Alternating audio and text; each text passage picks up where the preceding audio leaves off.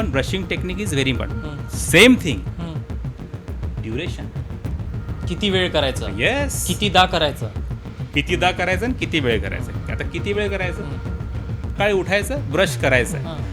No one know the proper technique, no one know the duration, no one knows how to do it. आणि काहीतरी करायचं खचर खचर. Sir तुम्ही dentist आहे, तुम्ही सकाळी रोज दात घासता? तुम्हाला एक सारं सांगू, मी नाही घासत सकाळला. नीड नाही आहे त्याची. मी त्यावरती येतो. खूप मोठं मिथ आहे की सकाळी सकाळी उठल्याबरोबर दात क्लीन केले पाहिजे. मोठं मिथ आहे. त्यासाठी यूज करू शकतो. दाता जर नीट नसतील, वाकडे इकडे असतील, ते त्यासाठी वेगळं असतं. क्लिप लावून वगैरे ते वेगळं झालं. हे जिथे आता जसं तुम्ही क्वेश्चन विचारला मला की दात नसले तर काय, त्यासाठीचं ऑप्शन. त्यासाठी ठीक आहे. वेडेवाकड्या दातांसाठीचं वेगळं असतं. वेडेवाकड्या दातांसाठी काय केलं जातं, जसं दात वेडेवाकडे आहे, यांना जर मला सरळ करायचं असेल तर खूप सारे आता नवीन ऑप्शन आहेत. अलायनर्स वगैरे आलेले आहेत नवीन. दे आर व्हेरी एक्सपेन्सिव्ह आणि काही केसेसमध्येच त्यांचा प्रॉपरली वापर करता येतो. आणि ते लावण्याचं ड्युरेशन पण आता कमी झालं आहे ते.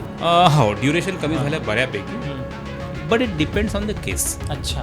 काही केसेसमध्ये अलायनर्स दे आर युजलेस. काही केसेसमध्ये किंवा खूप वेळ जाऊ शकतो त्याच्यामध्ये. जसं एक्स्ट्रॅक्शन केस असेल, म्हणजे दात काही काढावे लागत असेल किंवा दात शिफ्ट झालेले असतील ज्याच्यामध्ये फोर्स खूप जास्त लागत आहे, अशा ठिकाणी अलायनर्स कधी तितका प्रॉपरली ते रिझल्ट देऊ शकत नाही किंवा वेळ खाऊ असतं. पण ज्या केसेसमध्ये नाही आता अलायनरच करायचं, मग त्याच्या वेळेस आपण ते सगळ्या गोष्टी करू शकतो.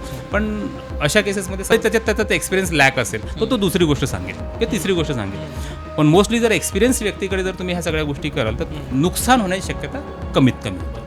दॅट इज ती कारण हे कसं एकदा आम्ही केलं, यू कॅनॉट रिव्हर्स इट. बरोबर.